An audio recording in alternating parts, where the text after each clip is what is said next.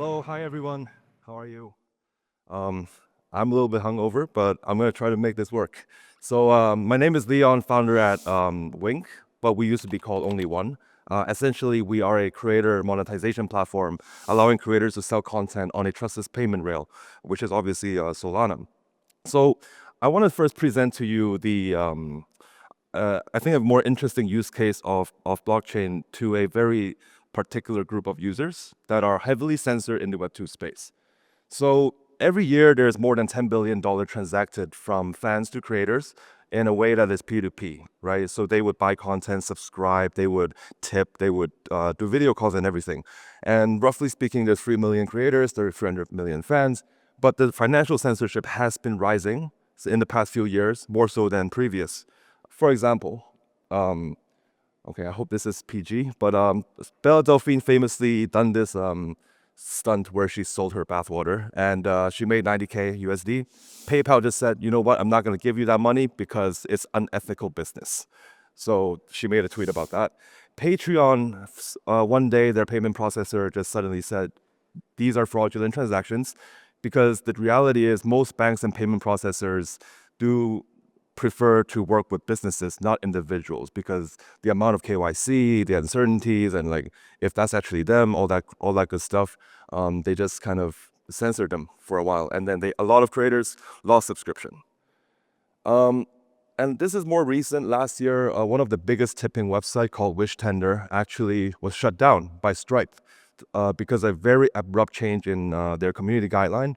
And there would be like 200,000 creators that suddenly went out of business, and they have to rebuild their entire fan base because one payment processor, a third party, said no, right? And then obviously the more famous one, OnlyFans even, was trying to ban adult content in 2021. The rumor says that they offered a much higher fee to the bank, so they allowed them to do it again.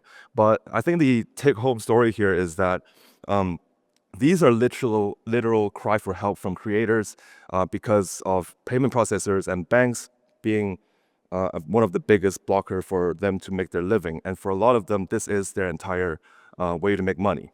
So what they really need, right, is a peer-to-peer, truly peer-to-peer payment system that is censorship resistant and really, really fast.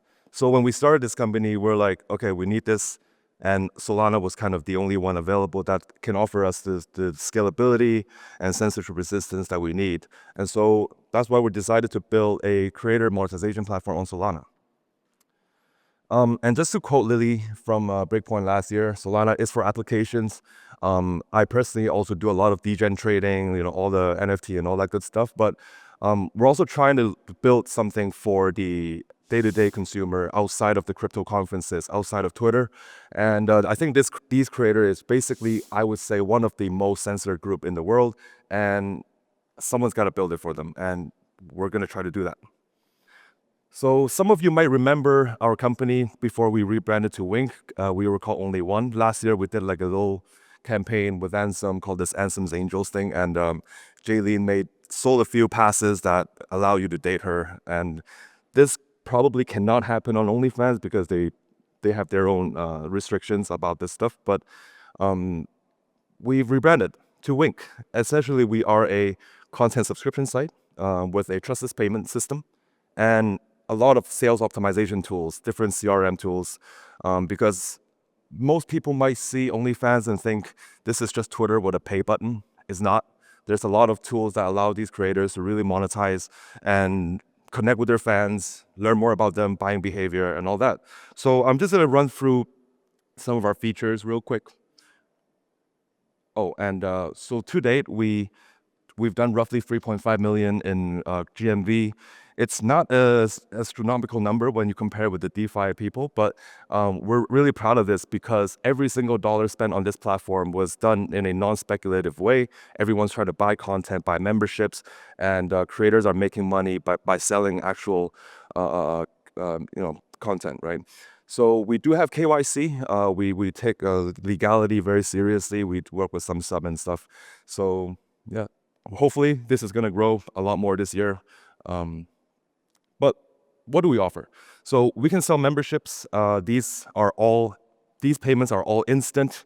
They are basically unbannable. I don't think any bank can actually stop us from doing this, which is quite a nice thing to know as a creator. You can sell pay to unlock content in the form of messaging. You can broadcast message to all your fans or a particular group of users, or you can create your custom lists and such. We have something called a media vault. One of the features that Twitter don't have, which is very important for this group of users, is you can mass upload content and they can easily keep track what you already use and what you didn't use yet. Chat notes. Most of the time, users are logging in with some kind of wallet, and that's just a gibberish anonymous name. So creator can actually take note on like who this person is, how much they paid already, what are their buying behavior, maybe note down this guy has a dog called Bob or whatever. So we also have a security system where you can delegate your wallet in case you don't want to use your real wallet when you're out traveling or something. So you can assign your entire account to another wallet and then use that instead of the actual one, so your money is not at risk. We've built our own entire internal tool, a moderation hub, because for any platform with user-generated content, it's quite important to keep everything safe. We don't want the whole pump fund stream problem. So we have also used the OpenAI computer vision called Clip to automatically tag content that might be harmful, illegal, or involve anything that is not very pleasant. Analytics tool, not the most exciting, but it's important because they do have to export earnings for tax purposes.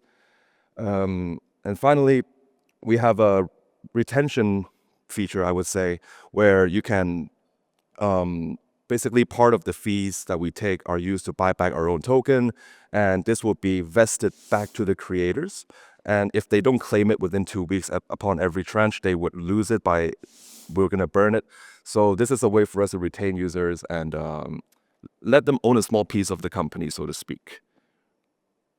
Yeah, so this is me. I was a bioengineer at Imperial College, and now I run an adult company.